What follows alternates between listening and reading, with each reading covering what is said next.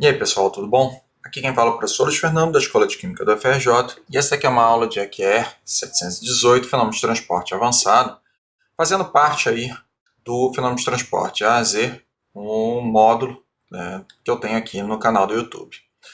Bem, nas aulas passadas a gente conversou sobre o transporte difusivo de quantidade de movimento. Nós fizemos uma boa análise, fizemos deduções, fizemos um exemplo, e chegou a hora da gente conversar sobre o transporte difusivo de calor. E nesse ponto, a gente chama o transporte difusivo de condução de calor. E aí você pode escolher a forma como você prefere. Tá? É usual, muito usual a gente chamar de condução de calor. Mas, enfim, tá? Não está errado se você chamar de difusão. O transporte é difusivo, afinal de contas.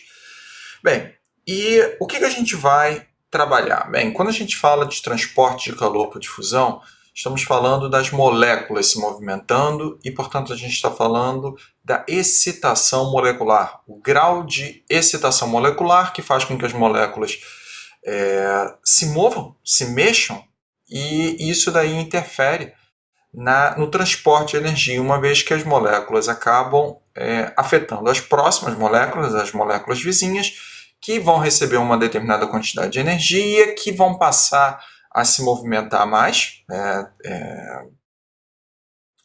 e com isso vão afetar as próximas moléculas, e com isso você tem o transporte sendo conduzido.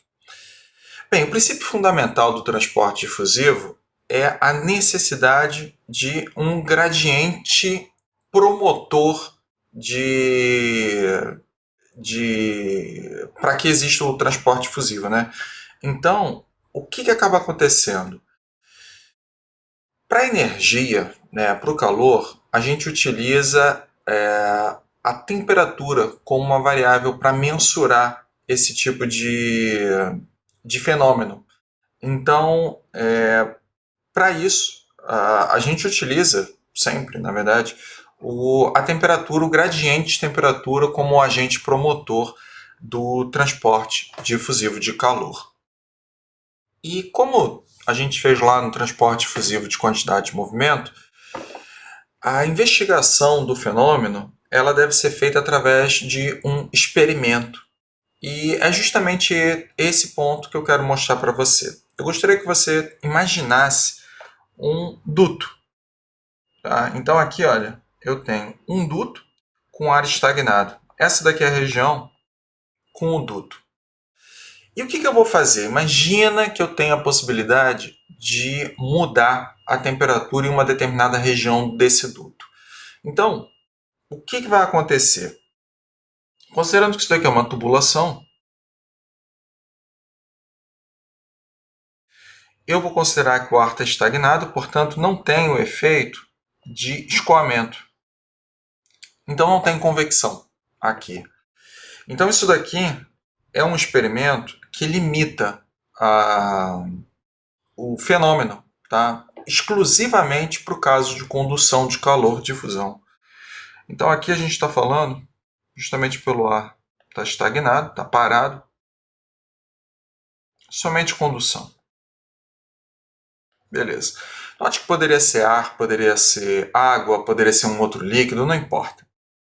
Mas o ponto todo é que nesse experimento eu tenho a possibilidade de medir a temperatura ao longo do eixo X. Tá? O que significa esse eixo X para mim? Eu vou poder olhar toda a região longitudinal a esse tubo. E, portanto, eu posso fazer o gráfico, montar o gráfico da temperatura ao longo de X. E é isso que a gente vai propor nesse experimento aqui. Bem, o que vai acontecer? Considerando que eu tenho, em um determinado momento, uma temperatura em todo esse domínio aqui, eu vou dizer que eu tenho uma temperatura T. Tá? Então, note que eu anotei aqui. A temperatura é T. E aí eu vou fazer o seguinte. No início, deixa eu botar em vermelho para ficar mais destacado. Aqui no início, eu vou colocar uma temperatura maior do que a temperatura T original desse fluido estagnado dentro da tubulação. Então, nessa região, eu vou colocar uma temperatura acima daquela ali, estabelecida. E o que isso daí vai gerar? Um gradiente de propriedade. Considerando que existe um gradiente de propriedade, eu tenho uma temperatura maior aqui e uma menor aqui, vai existir, portanto, a condição para o transporte difusivo de calor, para a condução de calor. E, de fato, a condução de calor ela vai seguir uma direção x, considerando que o fluxo de calor, de fato, ele tem aqui, nessa região toda, tá, a mesma temperatura, nessa região toda aqui, a mesma temperatura, existe apenas gradiente em x, tá? E, portanto, o fluxo de calor só acontece em x. Então, aqui, olha, eu vou anotar. Vai ter um fluxo de calor difusivo em x. Ok. E o que eu posso esperar disso também? O comportamento da temperatura, eu tenho uma temperatura maior no lado esquerdo da tubulação e uma temperatura menor no lado direito. E, de fato, tem uma queda de temperatura conforme o transporte difusivo vai ocorrendo. Tá? Então, existe a transferência de calor. E o que eu vou mostrar para você agora é um comportamento geral da temperatura ao longo dessa tubulação. Vai dar um gráfico mais ou menos assim, olha. Uma temperatura maior indo até uma temperatura menor. Isso daqui é a observação experimental. E o que a gente vai fazer com isso? Bem, eu vou pegar duas regiões do gráfico para conseguir ter uma expressão que represente o fluxo difusivo, a condução de calor aqui. Então eu vou pegar e vou olhar duas regiões. Note que eu vou marcar aqui.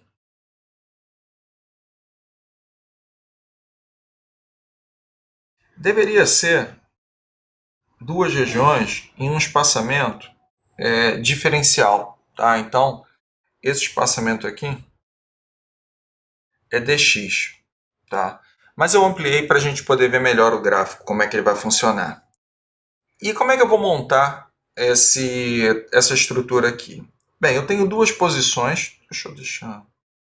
Duas posições de análise. Eu tenho aqui um x e eu tenho também um x mais deslocamento em x. E o que eu consigo observar de acordo com o sentido desse fluxo aqui?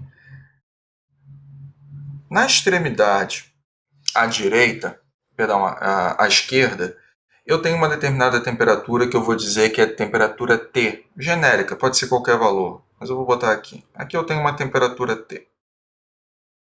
Beleza. E o que vai acontecer se eu olho em x mais um determinado deslocamento dx?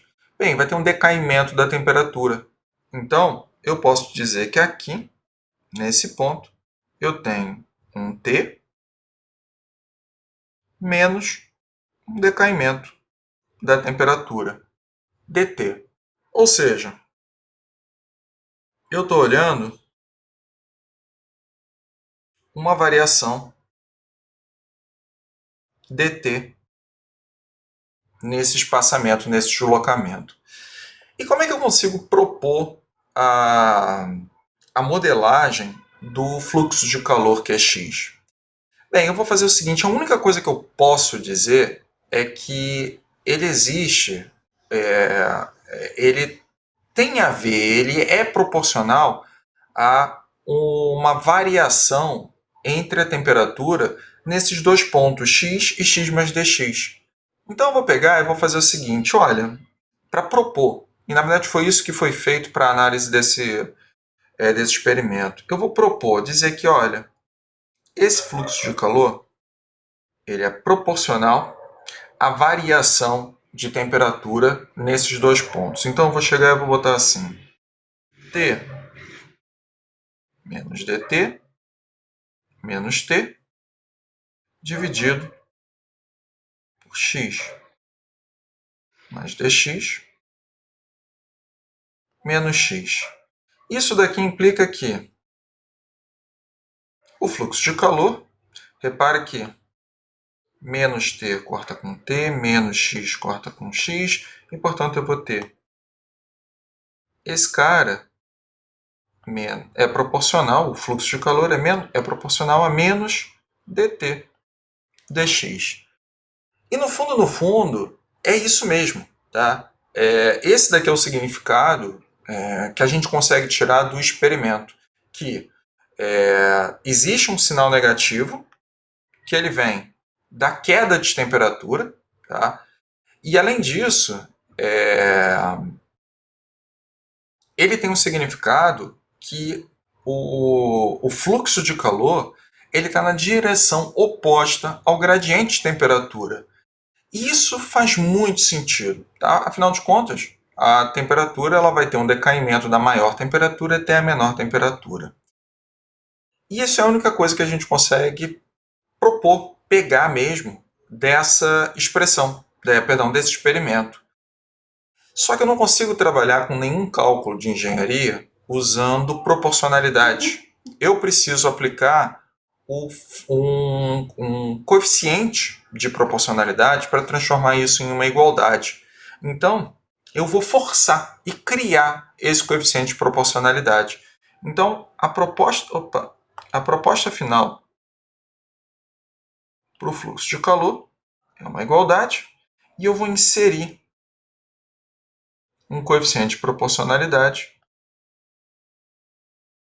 E esse cara daqui eu vou chamar de condutividade térmica.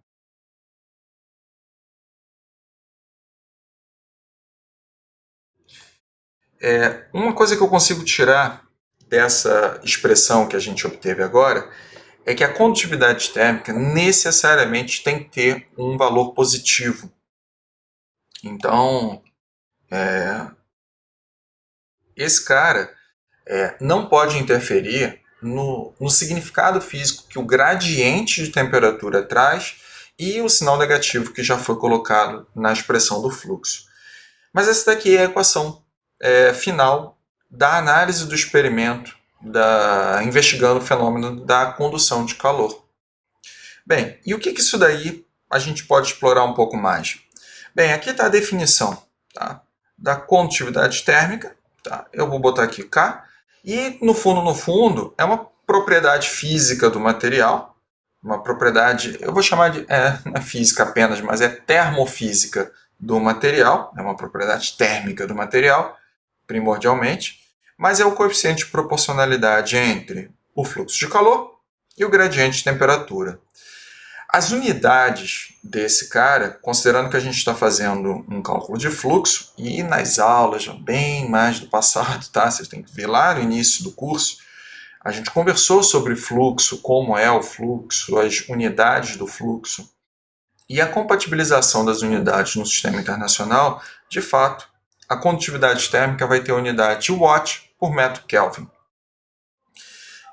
E uma outra coisa que eu gostaria de destacar, não está no slide, mas eu vou destacar aqui no cantinho, é que muitas e muitas vezes é conveniente mudar um pouco a forma de escrever essa condutividade térmica. A gente pega e divide a condutividade térmica pela massa específica, pela densidade e pela capacidade calorífica do material.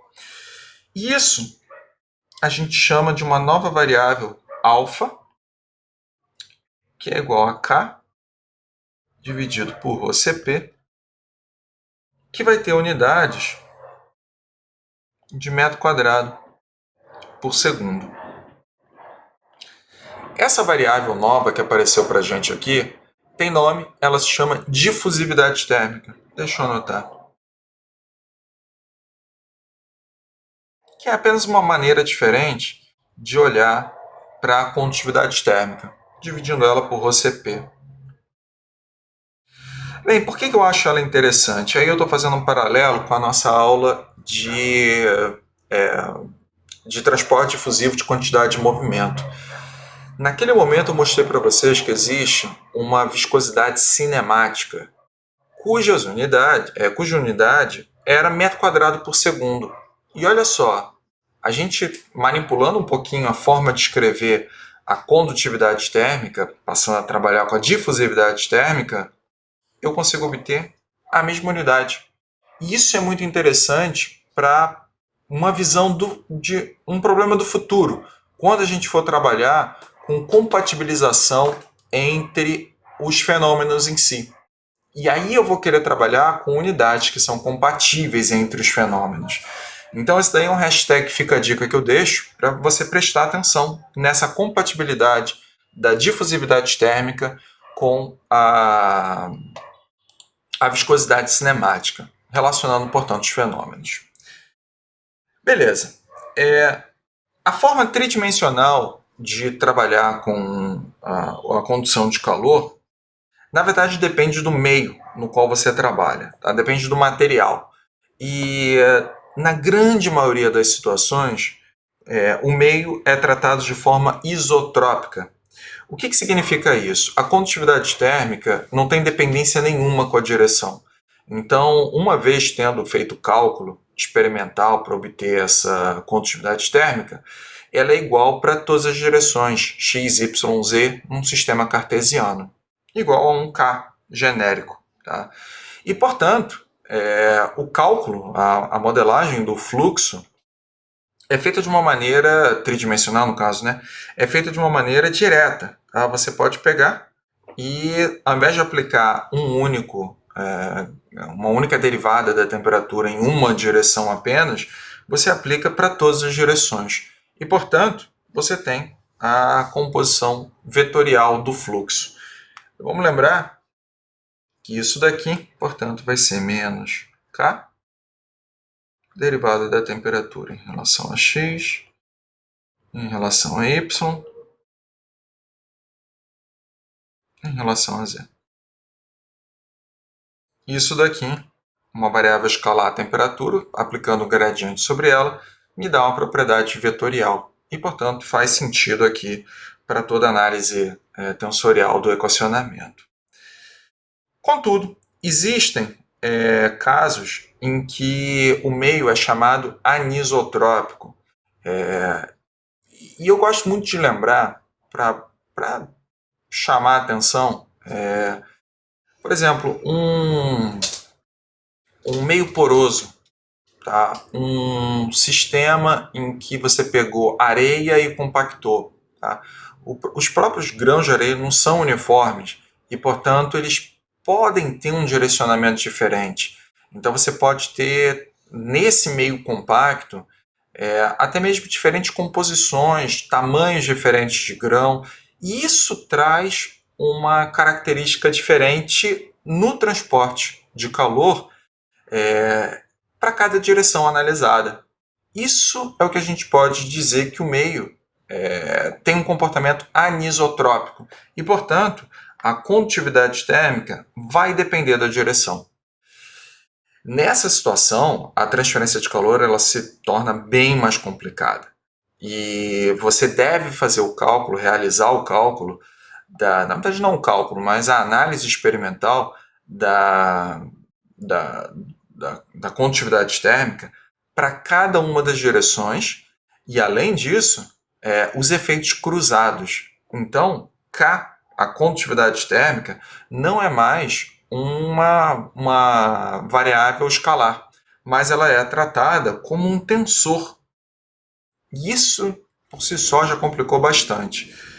Então, quando a gente faz a modelagem de um meio anisotrópico, K é tratado, a condutividade térmica é tratada como um tensor e o cálculo é feito com um produto escalar com o gradiente da temperatura. Tá? Como está apresentado aqui. Fica bem mais complicado, mas esse é um tópico que eu não vou entrar dentro dessa disciplina. Bem, era isso que eu queria mostrar para você nessa aula sobre o comportamento do experimento, né, para se obter o fluxo de calor e o aparecimento, né? Como a condutividade surge nesse contexto do fluxo de calor e a forma tridimensional tanto para o meio isotrópico quanto anisotrópico. Bem, eu espero que você tenha gostado da aula. Na próxima aula a gente vai conversar sobre a aplicação do fluxo de calor na formulação diferencial da equação da energia para a entalpia. E eu vejo vocês lá. Até mais.